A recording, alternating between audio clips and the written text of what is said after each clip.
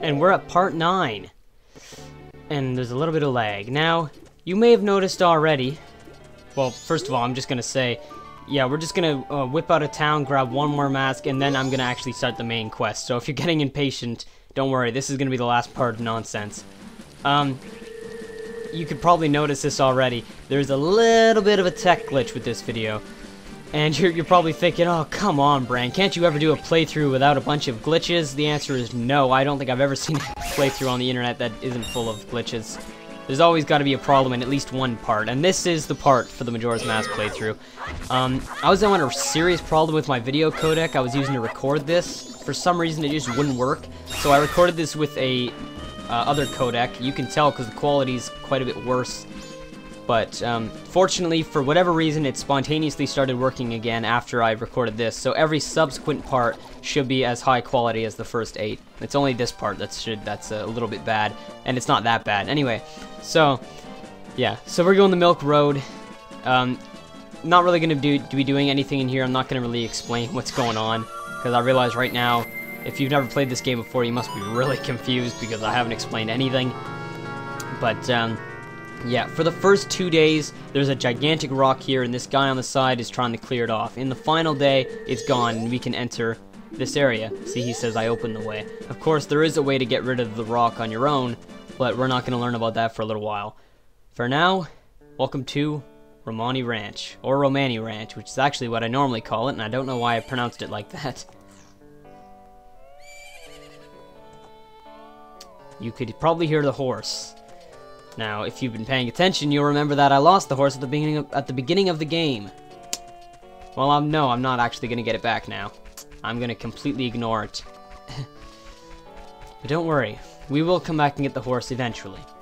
Because I'm not going to bother pretending it's not here. You can clearly hear it. No, what we're actually going to do is go do a little side quest that I always do at the beginning of the game. Because it just makes the whole game so much easier to do it right at the beginning. So, yeah.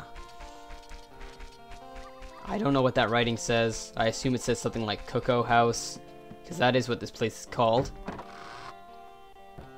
Cocoa Shack, even. It's not much of a shack, though. It's just kind of a big piece of wood that leads into another area. It's not like a house or anything. But anyway. Some exceedingly weird-looking guy. The problem here is, this guy's talking about how his grandpa told him that the moon's gonna crush the earth. This guy, the idea, I don't even want to know what his grandpa looks like, I gotta be blunt. Cocoa-loving grog was added to your notebook. Now, his life's dream is to see all these cocos turned into, roosters.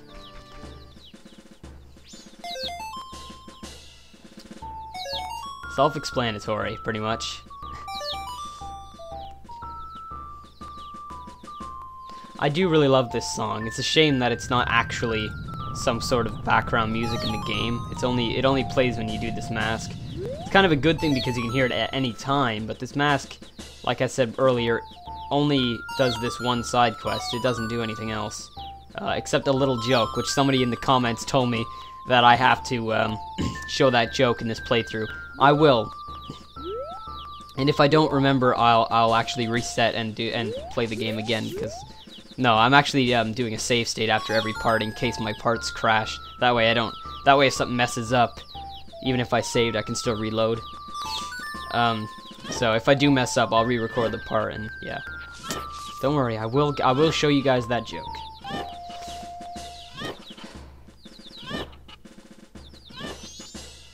How's it going, Grog? Look what I did! I made the game lag!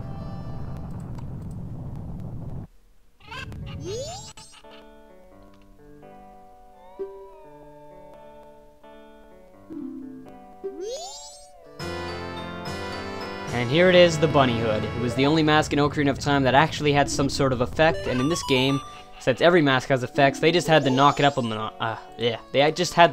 notch and make it one of the most useful masks in the entire game.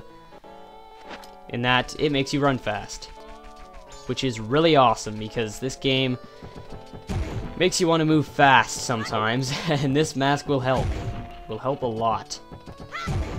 And in case you didn't know, the effect it has in Ocarina of Time is it stops stall children from rising from the ground when you're a child in Hyrule Field. But anyway, I'm just going to play the Song of Time now because this is all I need to do in this cycle. I'm actually going to play the main quest. I'm going to go to the first dungeon.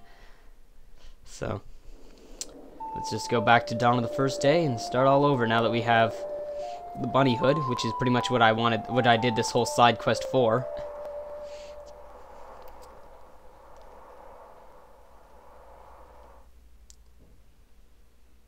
Boom.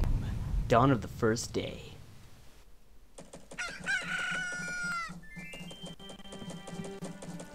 So there we go. Now that I have the bunny hood, things will speed along much nicer. I also have the bombs, obviously. So that'll it won't be all that helpful, but I guess it'll be sort of helpful. It's always good to have bombs early.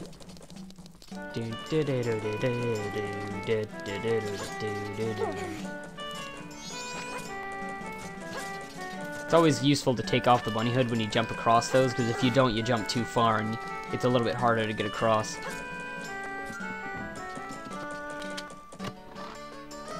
So, I usually keep the bunny hood on my Z button, or a C down even, which is Z button on my controller. Just because it's really useful, and because I like to toggle it on and off, because sometimes going fast is actually a little bit annoying because it's not quite as precise. Anyway, I'll be heading out to the Southern Swamp in part 10. Okay, see you guys then.